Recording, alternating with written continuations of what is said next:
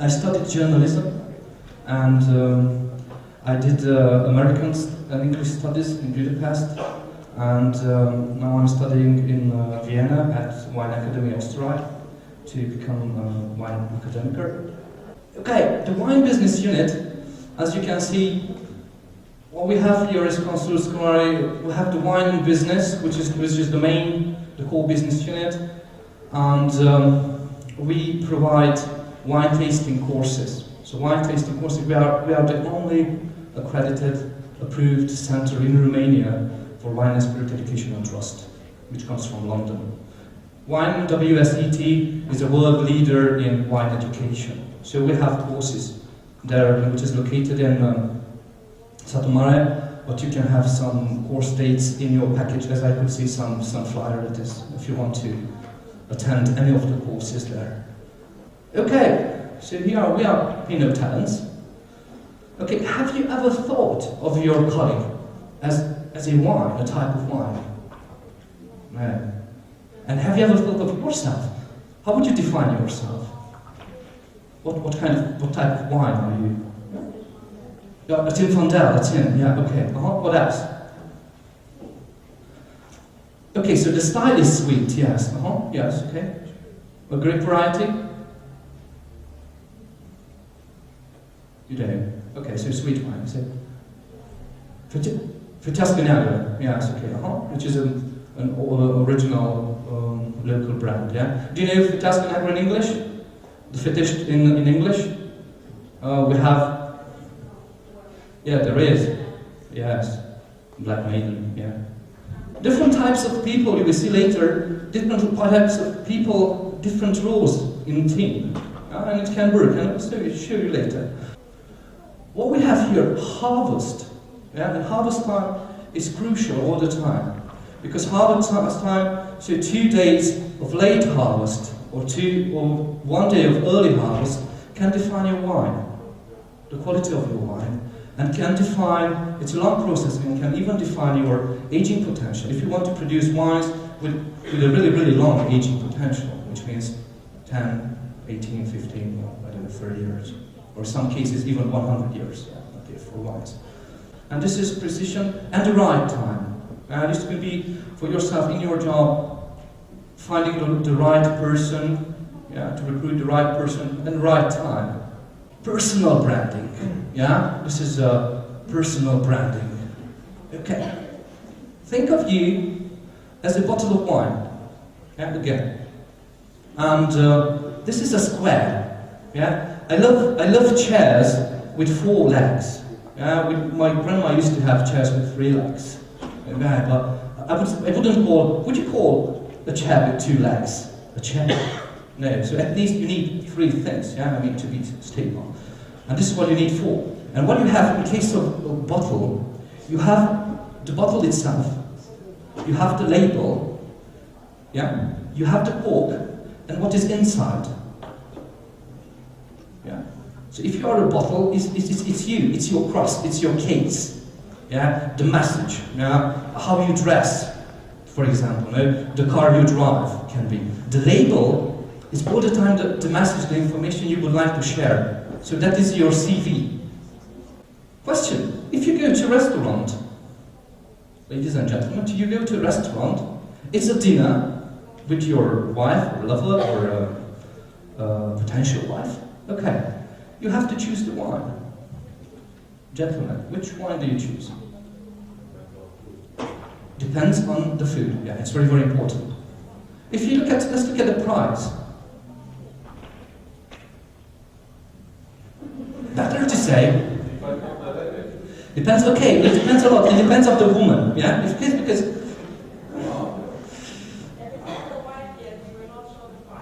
Yes, of course.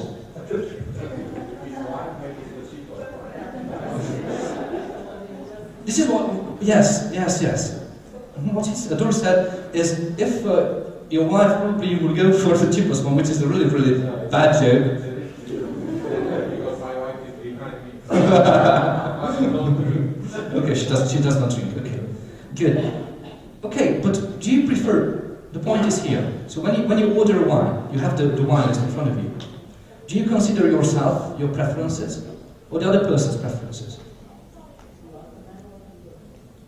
Pardon?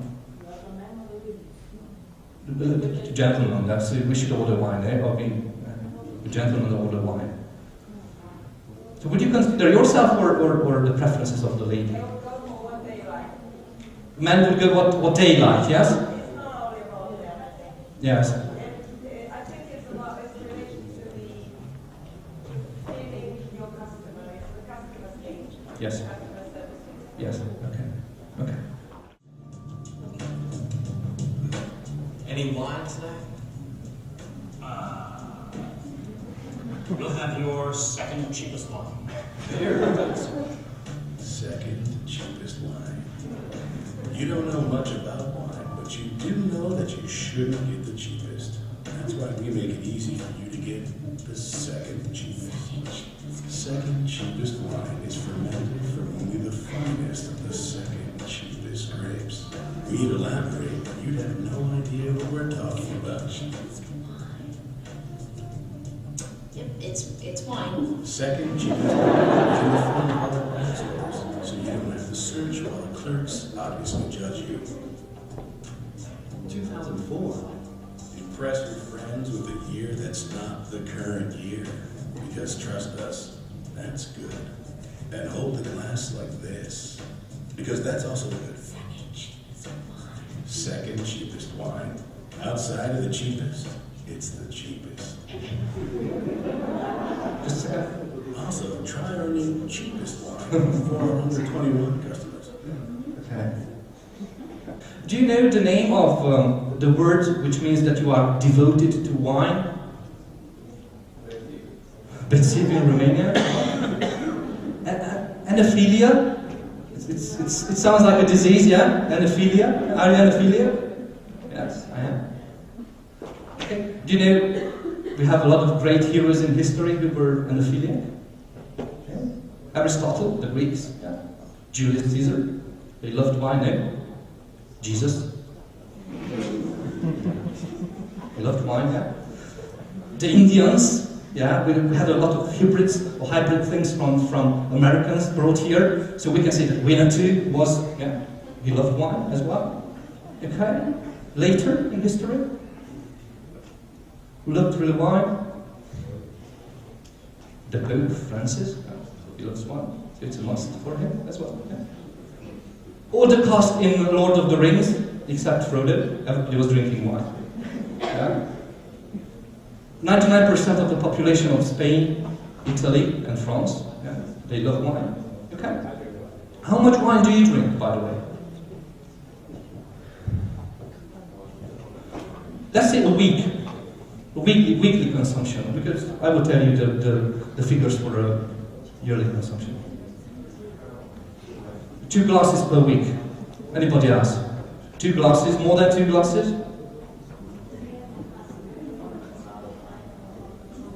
That's very good. Can you give her, please, a kind of present? You already has to. Oh, sorry. Okay, so she and her husband, 5 bottles of wine per week. Yes. You are anaphiliac. For sure. Yes, okay. Per consumption, yeah? Capita per consumption per capita, which means a year, yeah? Please place Romania, and I will tell you the 2 extremes, yeah? Luxembourg, the first one, with 50-something liters per year. And Mexico, 1 glass. Okay, sugar in a grape. I said this is the key element, the sugar. Yeah, and it says veraison is a French word. Veraison, it means when the berries change color and they try to ripen. Okay, so this is in a human life can be when you become aware of what you would like to do. Yeah, so what career to choose. This can be a point. Ripening is the period when you accumulate knowledge. Yeah, it means putting flesh on the bones. Yeah, so I mean, yeah, just learning hard. Biological ripeness and physiological ripeness. I put phenolic ripeness. Biological ripeness is when officially enologists usually check two things. First is sugar. They have a thing called refractometer, put some drops, and they look at the sugar. And they say it's 22, we can pick the grapes. But in the case of red wines, you need phenolic ripeness, which means when the tannins and everything is really ripe.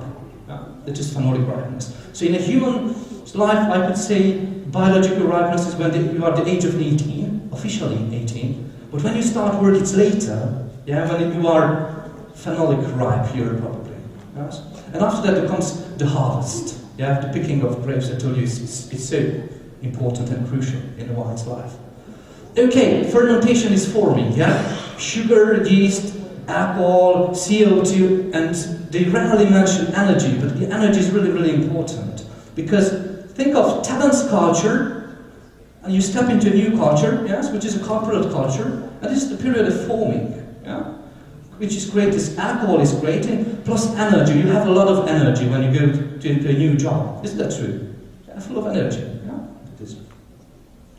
Some people are looking at me and saying, "Oh, this is an idiot." Yes. Okay, wine components is lovely. Yeah, this is what we teach in wine and spirit education and trust courses. Yeah, so how to taste wine, and you should look for balance. And when you say balance in a wine, and you can say balance in a talents, competences. For example, if you have acidity in a wine, which is important in white wines, you have dynamism. We compare it with dynamism, yeah, because acidity gives dynamism and freshness all the time.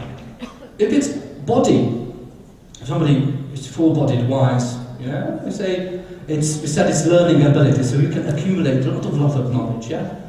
Alcohol is enthusiasm, according to us. Residual sugar is social skills, communication. Yes, if you have a bit of sweetness, residual sugar in the wine, it's better communication, yeah. Tannins, astringency, perseverance, which goes on, yeah. A good wine, good red with high tannins, they have really long aging potential. So this is astringency.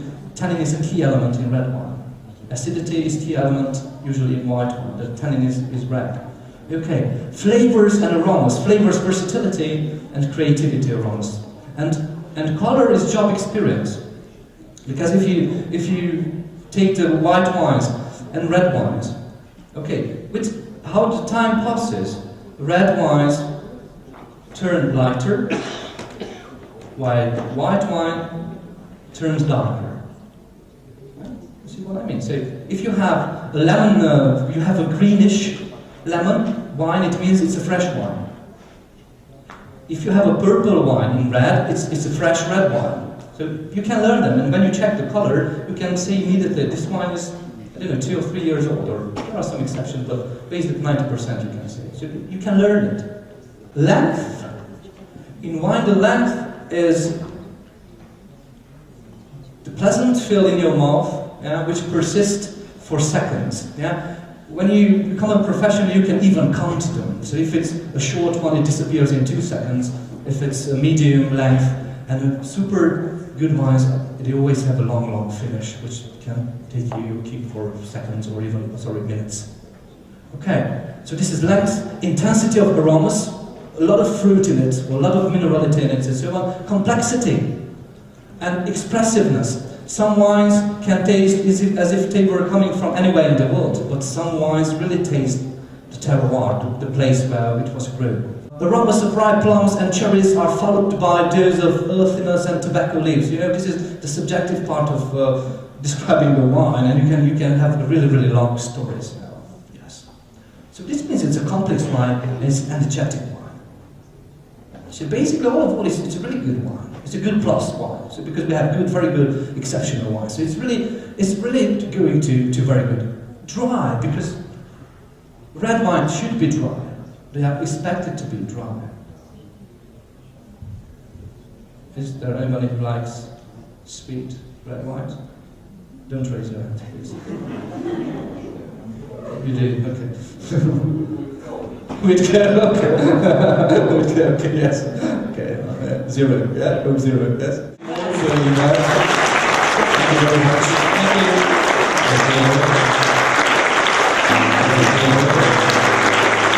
Thank you.